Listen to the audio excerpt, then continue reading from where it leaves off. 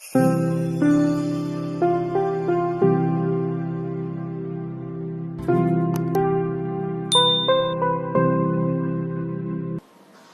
Very good morning to all of you. स्वागत है आप सभी का हमारे यूट्यूब चैनल अचीवर्स में।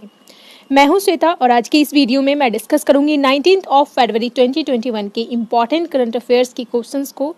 एंड एज यूजुअल हम लोग देखेंगे इम्पॉर्टेंट फैक्ट क्वेश्चन से रिलेटेड जो कि आपके एग्जाम के लिए इम्पॉर्टेंट होते हैं। सो वीडियो को लास्ट तक देखिए, वीडियो को जितना हो सके शेयर कीजिए। आप लोग शेयर नहीं कर रहे हो वीडियो को, जितना हो सके वीडियो को शेयर कीजिए, लाइक कीजिए। ओके, आप लोग अपना एफर्ट दिखाइए। ओके गाइज, एंड जो हमारे चैनल पे नए हैं, जो अचीवर्स बेब को अभी तक सब्सक्राइब जिन लोगों ने नहीं किया है जल्द से सब्सक्राइब कर लें एंड बेल आइकन को टैप करें ताकि आपको न्यू वीडियो की नोटिफिकेशन जो है इजीली मिल सके। ऑलराइट, तो चलिए स्टार्ट करते हैं आज का सेशन। आज का पहला क्वेश्चन देखिए, हाल ही में प्रधानमंत्री के द्वारा किस राज्य में महाबाहु ब्रह्मपुत्र पहल की शुरुआत किया गया है? यहाँ किया जाएगा नहीं, ये इनिशिएटिव को स्टार्ट किया गया है कल 18 फरवरी को। ठीक है। Recently in which state the Mahabahu Brahmaputra initiative be launched by the prime minister. तो ये इनिशिएटिव जो है, यह पहल जो है, इसकी शुरुआत की गई है असम में। हमारे प्रधानमंत्री नरेंद्र मोदी के द्वारा असम में महाबाहु ब्रह्मपुत्र पहल की शुरुआत की गई है। ओके, 18 फरवरी को। और इसके साथ साथ जो है देखिए, धुबरी फुलवारी पुल की आधारशिला रखी गई, माजुली पुल का निर्माण के लिए भूमि पूजन किया गया है। ठीक है, इसके साथ साथ ये सारी चीज़ें भी की गई हैं। और बात करें इस परियोजना के बारे में, ये जो इनिशिएटिव स्टार्ट किया गया है इसके बारे में बात करें तो ये इंडिया के ईस्टर्न पार्ट पे सिमलेस कनेक्टिविटी को प्रोवाइड करने, उसको इन्हांस करने के उद्देश्य से स्टार्ट किया गया है। ये जो है पर्यटन, असम में पर्यटन, स्थानीय रोजगार और व्यापार को बढ़ावा देगा। ठीक है, इससे बढ़ावा मिलेगा। नाउ नेक्स्ट असम के बारे में देखते हैं। कैपिटल क्या है? दिसपुर है असम का। Largest city that is Guwahati. And total districts Assam में 33 हैं, 33 डिस्ट्रिक्ट हैं total. Rank, area wise rank 15th number पे है and 16th according to population wise. Okay, governor कौन है प्रेजेंट में? जगदीश मुखी एंड सर्बानंद सोनोवाल यहाँ के चीफ मिनिस्टर हो गए। ओके, नेशनल पार्क देखिए, नेशनल पार्क हो गया आपका असम का। नेशनल पार्क हो गया Dibru Saikhowa national park, Kaziranga national, Manas national park and orang national park. ठीक है, ये 4 नेशनल पार्क असम का है जो कि चारों आपके एग्जाम के पॉइंट ऑफ व्यू से इंपॉर्टेंट है। ऑलराइट, काजीरंगा एंड मानस जो है ये आप लोगों को पता होगा, ये वर्ल्ड हेरिटेज साइट लिस्ट में ये शामिल है। ठीक है, इंडिया का वर्ल्ड हेरिटेज साइट है ये। इसे 1985 में, 1985 में इसे डिजिग्नेट किया गया था as a world heritage list में, इसे डिजिग्नेट किया गया था 1985 में। ओके, दोनों को। एंड काजीरंगा नेशनल पार्क जो है ये वन हॉर्न राइनोसेरस के लिए फेमस है। ओके, ये भी आपको ध्यान में रखना है, ये इससे भी क्वेश्चन पूछता है। काजीरंगा नेशनल पार्क जो है किस लिए फेमस है? ओके, ये एक सिंह का जो राइनोसेरस, एक सिंह का गैंडा, उसके लिए फेमस है। ठीक है, नाउ मूव करते हैं। मैप पे देखिए, मैप पे आसाम ये रहा जो कि कितने राज्यों से बाउंड्री शेयर करता है। यहाँ देखिए, अरुणाचल प्रदेश, नागालैंड, मणिपुर, मिजोरम, त्रिपुरा एंड मेघालय। और इधर देखिए वेस्ट बंगाल से भी अपना बाउंड्री शेयर करता है। तो इन 7 राज्यों से जो है असम अपना बाउंड्री शेयर करता है। ओके, नाउ मूव करते हैं नेक्स्ट क्वेश्चन पे। नेक्स्ट क्वेश्चन है हमारा, टाटा इलेक्ट्रॉनिक्स ने मोबाइल घटकों के निर्माण संयंत्र स्थापित करने के लिए किस राज्य के साथ समझौता ज्ञापन पर हस्ताक्षर किया है?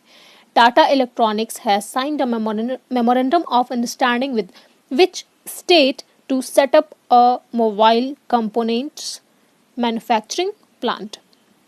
ओके, तो इसका राइट आंसर होगा तमिलनाडु। तमिलनाडु और टाटा इलेक्ट्रॉनिक्स के बीच में मेमोरेंडम ऑफ अंडरस्टैंडिंग साइन किया गया है, एक समझौता पे हस्ताक्षर किया गया है मोबाइल घटकों के निर्माण के लिए। ठीक है, ओके, नाउ देखिए तमिलनाडु के बारे में। कैपिटल और लार्जेस्ट सिटी तमिलनाडु का क्या है? चेन्नई। ओके, टोटल डिस्ट्रिक्ट 38 है तमिलनाडु में। गवर्नर बनवारी लाल पुरोहित हो गए। इडापड़ी के पलानीस्वामी जो हैं chief minister of Tamil Nadu. Area wise rank Tamil Nadu का कितना है? 10th है, 10वां नंबर पे है अकॉर्डिंग टू क्षेत्रफल पॉपुलेशन वाइज 6 नंबर पे है। नेशनल पार्क देखिए, गोइंडी नेशनल पार्क हो गया, gulf of Mannar, Indira Gandhi national park, Mudumalai and Mukurthi national park, ये सारे नेशनल पार्क आपके तमिलनाडु के हो गए। मैप पे देख लीजिए, मैप पे केरला, कर्नाटक एंड आंध्र प्रदेश, ये 3 राज्यों से जो है कर्नाटक अपना बाउंड्री शेयर करता है। ओके, नाउ मूव करते हैं नेक्स्ट क्वेश्चन। हाल ही में देश का पहला वन्यजीव कॉरिडोर किस राजमार्ग पर स्थापित किया जा रहा है? Recently on which state way is the first wild life corridor of the country being established? देश का पहला वन्यजीव कॉरिडोर, देश का पहला वन्यजीव कॉरिडोर जो है फर्स्ट वाइल्ड लाइफ कॉरिडोर, ये स्टैब्लिश किया जा रहा है दिल्ली देहरादून एक्सप्रेसवे पे। ठीक है, दिल्ली देहरादून एक्सप्रेसवे पे ये इस्टेब्लिशमेंट इसकी की जा रही है। 12 किलोमीटर का एलिवेटेड कॉरिडोर वन्यजीव संरक्षण होगा। ओके, तो ये याद रखिएगा, दिल्ली देहरादून एक्सप्रेसवे देश का पहला राजमार्ग होगा जिसमें 12 किलोमीटर का एलिवेटेड कॉरिडोर वन्यजीव संरक्षण होगा। इंपॉर्टेंट है आपके एग्जाम के पॉइंट ऑफ व्यू से। नाउ नेक्स्ट देखिए, हाल ही में अशोक असूत्र नोबेल किसके द्वारा लिखा गया है? रिसेंटली अशोक असूत्र novel has been written by, तो इसका राइट आंसर होगा इरविन अल्लाह। ओके, इरविन अल्लाह के द्वारा ये नोबेल अशोक असूत्र नोबेल लिखा गया है। ओके, और इस उपन्यास को जो है अशोक द ग्रेट के एक काल्पनिक स्मरण के रूप में प्रस्तुत किया जाएगा, इसे पब्लिश किया जाएगा। ठीक है, बेसिकली ये नोबेल जो है टोटली अशोक से रिलेटेड है, उनके बारे में इस नोबेल में दिया गया है। जो सम्राट ने भारतीय उपमहाद्वीप के अधिकांश हिस्सों पर शासन किया था। 3री शताब्दी ईसा पूर्व में भारत के एशिया के अन्य हिस्सों में भी इन्होंने बौद्ध धर्म के प्रसार में अपनी महत्वपूर्ण भूमिका निभाई थी। तो ये सारी चीज़ें इसमें उनके बारे में दिया गया है। ओके, और इसे पब्लिश किया जाएगा पेंगुइन रैंडम हाउस इंडिया के द्वारा इसे पब्लिश किया जाएगा। ठीक है, तो आपको याद रखना है इसके राइटर के बारे में।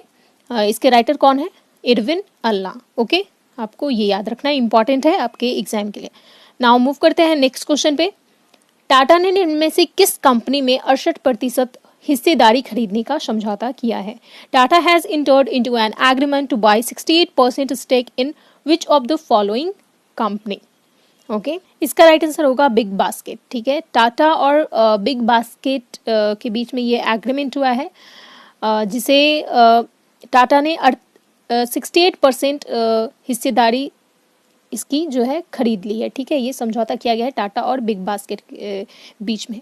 बिग बास्केट जो है ये ऑनलाइन सेल करती है, ऑनलाइन किराना सामान सेल करती है, किचन्स के जैसे खाने पीने की चीज़ हो गई और भी बहुत सारी चीज़ें जो है ये बिग बास्केट ऑनलाइन सेल करती है। तो टाटा समूह जो है, टाटा ग्रुप जो है ऑनलाइन किराना सामान बेचने वाली बिग बास्केट में 68% हिस्सेदारी लगभग 9500 करोड़ रुपए में खरीद रहा है। ओके, 68% इसका स्टेक जो है, हिस्सेदारी जो है ये इसका खरीद रहा है टाटा ग्रुप। ओके, याद रखिएगा। बिग बास्केट जो है ये 2011 में अस्तित्व में आई थी, यानी 2011 में बिग बास्केट इसे स्टार्ट किया गया था एंड अभी प्रेजेंट में ये भारत के 25 शहरों में कारोबार करता है। नाउ मूव करते हैं नेक्स्ट क्वेश्चन। केंद्रीय मंत्रिमंडल ने भारत एवं किस देश के बीच व्यापक आर्थिक सहयोग और साझेदारी समझौते किए जाने को मंजूरी प्रदान कर दी? The union cabinet approved the comprehensive economic cooperation and partnership agreement between India and which country? तो ये एग्रीमेंट जो है जिसे यूनियन कैबिनेट के द्वारा अप्रूव किया गया है, ये इंडिया और मॉरिशस के बीच में ये समझौता है इन इकोनॉमिक के क्षेत्र में। ठीक है, ये इकोनॉमिक के फील्ड में ये समझौता किए जाने का मंजूरी दिया गया है हमारे यूनियन कैबिनेट के द्वारा।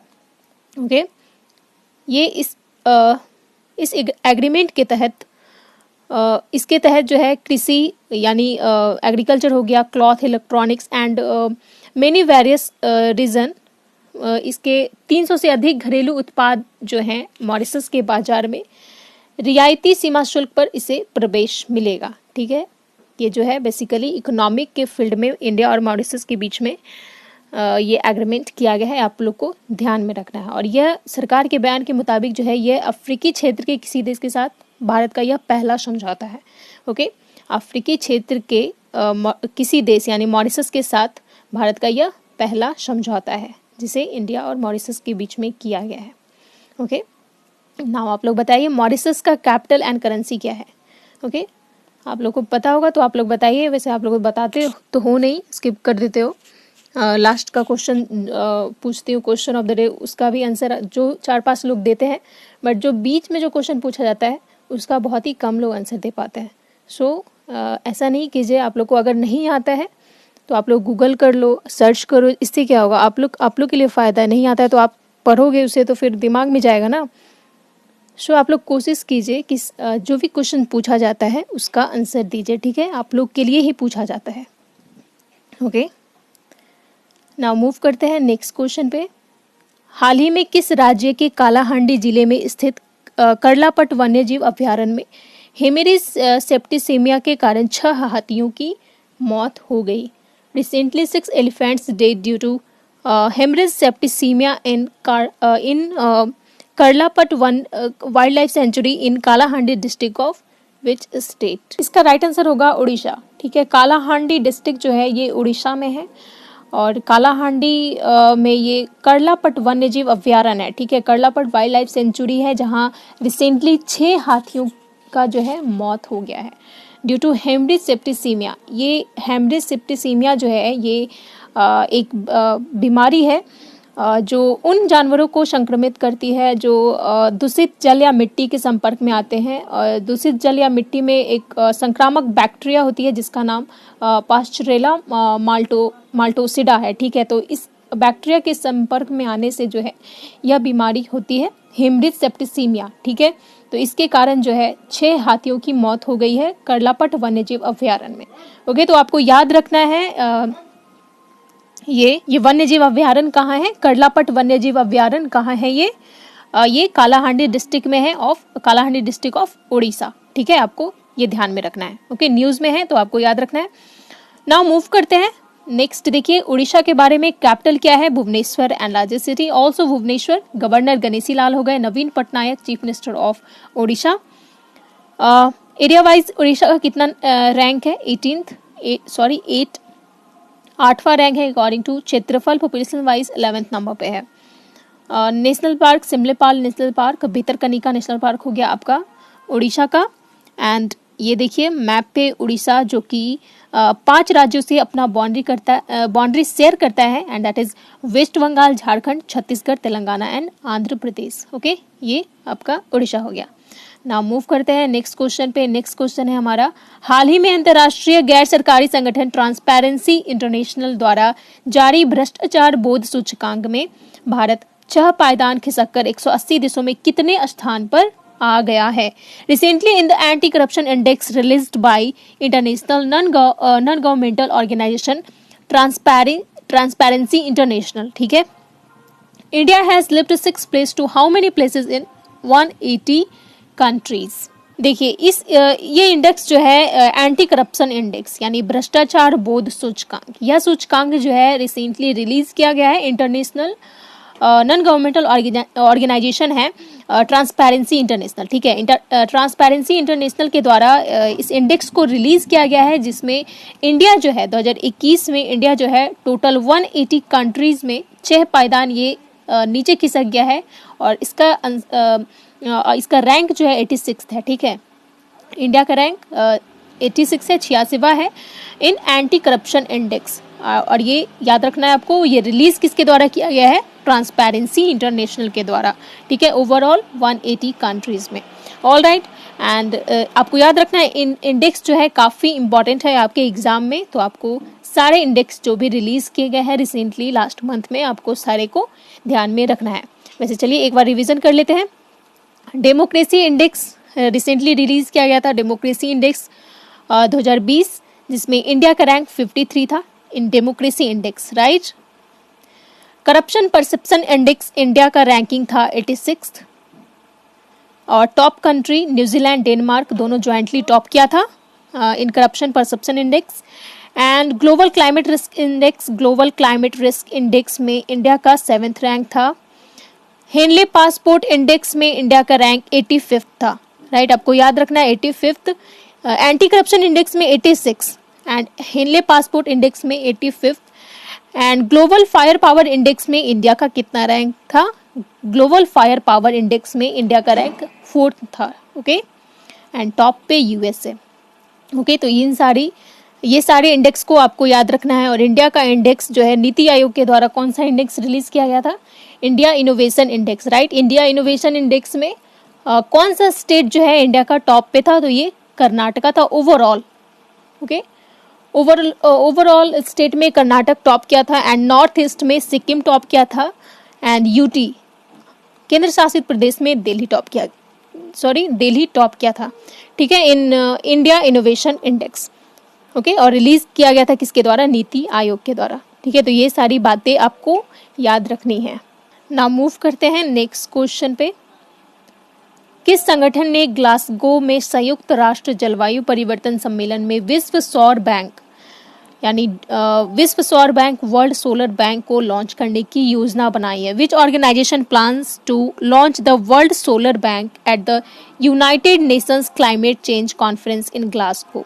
वर्ल्ड सोलर बैंक को लॉन्च करने की जो योजना बना रहा है, ये किस संगठन के द्वारा ये लॉन्च करने की योजना बनाया जा रहा है? ये इंटरनेशनल सोलर अलायंस के द्वारा इसे लॉन्च किया जाएगा आने वाले पीरियड में। ठीक है, वर्ल्ड सोलर बैंक। ओके, देखिए, अंतर्राष्ट्रीय सौर गठबंधन ने ग्लासगो में संयुक्त राष्ट्र जलवायु परिवर्तन सम्मेलन में विश्व सौर बैंक को लॉन्च करने की योजना बनाई है, जो नवंबर 2021 के लिए निर्धारित है। यानी ये जो संयुक्त राष्ट्र जलवायु परिवर्तन समिट जो होता है एवरी ईयर, ये इसका शेड्यूल किया गया है नवंबर में ग्लासगो में। ठीक है, ये इसका शेड्यूल किया गया है नवंबर में, इसे आयोजित किया जाएगा ग्लासगो में।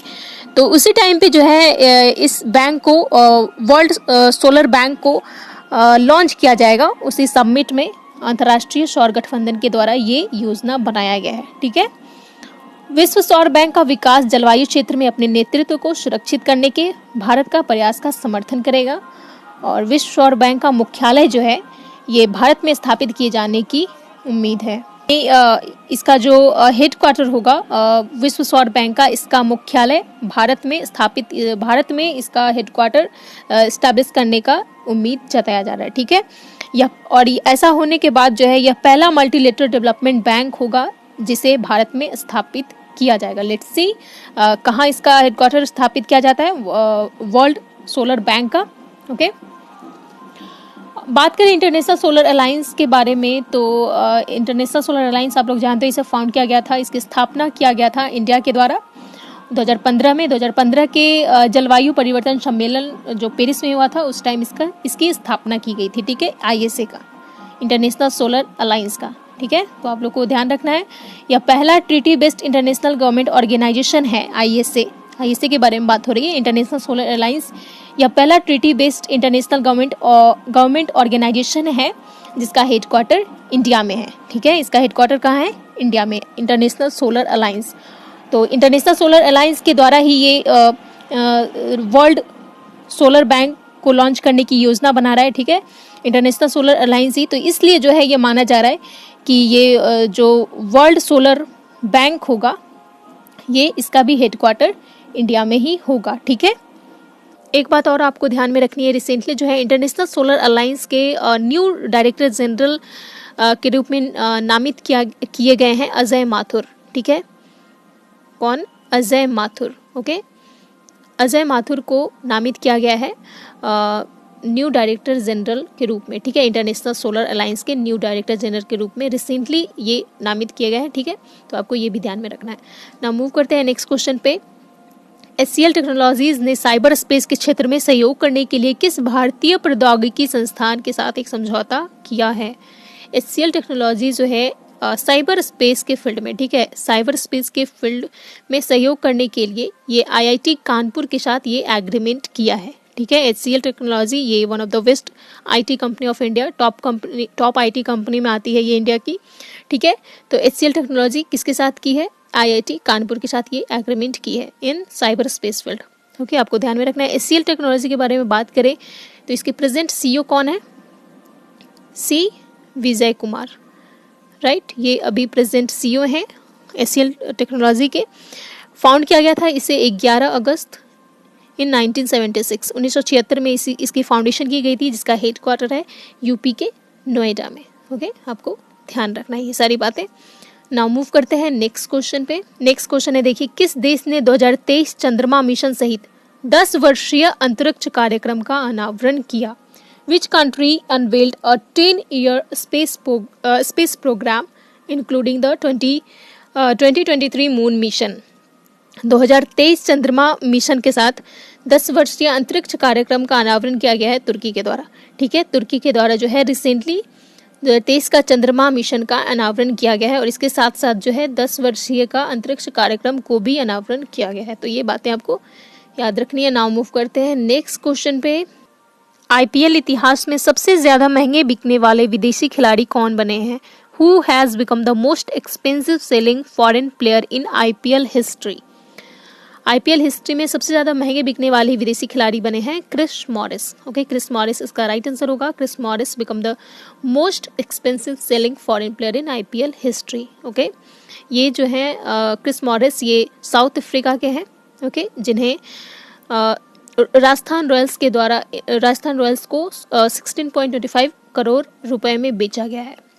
ओके, इनसे पहले युवराज सिंह, इंडिया के युवराज सिंह जो हैं, इन्हें 16 करोड़ रुपए में आईपीएल इतिहास के सबसे महंगे खरीदे गए थे Yuvraj Singh. And Chris Morris से पहले जो सबसे महंगे विदेशी प्लेयर थे जिन्हें खरीदा गया था वो थे पैट कमिंस। ठीक है, पैट कमिंस, इन्हें 15.5 करोड़ रुपए में खरीदा गया था आईपीएल 2020 का आईपीएल से पहले कोलकाता नाइट राइडर्स के द्वारा। ठीक है, तो अभी कौन बन गए हैं? क्रिस मॉरिस बन गए हैं आईपीएल हिस्ट्री में सबसे ज़्यादा महंगे बिकने वाले विदेशी खिलाड़ी। नाउ नेक्स्ट क्वेश्चन देखिए। Country hosted the virtual health secretary level meeting of the south Asian association for regional cooperation यानी सार्क। किस देश ने दक्षिण एशियाई क्षेत्रीय सहयोग संगठन सार्क की आभासी स्वास्थ्य सचिव बैठक की मेजबानी की है? तो इसका राइट आंसर होगा इंडिया। ठीक है, इंडिया होस्ट किया है सार्क का virtual health secretary level meeting को। ठीक है, ये होस्ट किया गया है इंडिया के द्वारा। बात करें सार्क के बारे में तो चलिए आप लोग बता दीजिए कमेंट सेक्शन में, south Asian association for regional cooperation की इस्टेब्लिशमेंट कब की गई थी, इसके हेडक्वार्टर कहाँ है, एंड टोटल मेंबर कंट्रीज जो है कौन कौन से हैं, कितने हैं, ये सारी बातें, ये सारी इंपॉर्टेंट फैक्ट आपको कमेंट सेक्शन में बताना है। ठीक है, आप लोग तो बताते हैं लेकिन मेरा कहना काम है, आप लोग बताइए। अगर आप लोग को पता नहीं है तो आप लोग गूगल कर सकते हो, आप लोग सर्च करके देखिए, आप लोग का रिवीजन हो जाएगा, आप लोग को याद होगा, माइंड में जाएगा। सो आप लोग बताया कीजिए आंसर। ठीक है, मैं बार बार बोल रही हूँ। नाउ मूव करते हैं नेक्स्ट क्वेश्चन पे। तृतीय चतुर्भुज सुरक्षा संवाद थर्ड क्वाड्रिलेटरल सेक्रेटरी डायलॉग कब आयोजित किया गया था? When was the third quadrilateral secretary dialogue conducted? इसका राइट आंसर होगा फरवरी 18 फरवरी को जो है ये थर्ड क्वाड्रिलेटरल सेक्रेटरी डायलॉग का इसे ऑर्गेनाइज किया गया था, तृतीय चतुर्भुज सुरक्षा संवाद। Now question of the last day. कल का क्वेश्चन देखिए, क्वेश्चन क्या था? किस राज्य ने कोविड-19 टीकाकरण के लिए आधार कार्ड को अनिवार्य किया है? Which state has made Aadhaar card mandatory for covid vaccination? तो किस राज्य के द्वारा किया गया है आधार कार्ड को मैंडेटरी? ये बिहार के द्वारा किया गया है, राइट। ये बिहार के द्वारा बिहार गवर्नमेंट के द्वारा ये आधार कार्ड को मैंडेटरी किया गया है फॉर कोविड-19 वैक्सीनेशन। ओके, इसका राइट आंसर आप लोगों ने दिया शनाया, पूजा, एकता भारती, रिया, राजवाल अग्रवाल, ब्यूटी सिंह।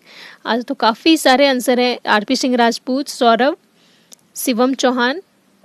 ओके, तो ये इन लोगों ने इसका राइट आंसर दिया था। Well done guys. इसी तरीके से आप लोग कंटिन्यू आंसर किया कीजिए और साथ ही साथ जो भी क्वेश्चन पूछा गया है उसका भी आंसर आप लोग दें। ओके, आप लोग को एग्जाम के पॉइंट ऑफ व्यू से इम्पॉर्टेंट होता है, आप लोग का रिविजन हो जाएगा।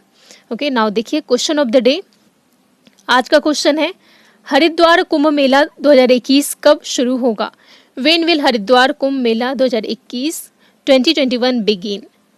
Option A March 1, option B April 1, option C May 1 and option D April 30। यानी हरिद्वार कुंभ मेला जो है 2021 का जो हरिद्वार कुंभ मेला है ये इसकी शुरुआत कब से होगी? आप लोग को कमेंट सेक्शन में बताना है। मैं कल ही बताई हूँ कल के सेशन में। सो आप लोग से एक्सपेक्ट करती हूँ कि आप लोग इसका आंसर जरूर देंगे। ऑल राइट, तो ये था आज का important current affairs guys. I hope आप लोग को पसंद आया होगा। Then please do like and share, video को जितना हो सके शेयर कीजिए एंड लाइक कीजिए एंड आप लोग अपना एफर्ट दिखाइए ऑनेस्टी के साथ।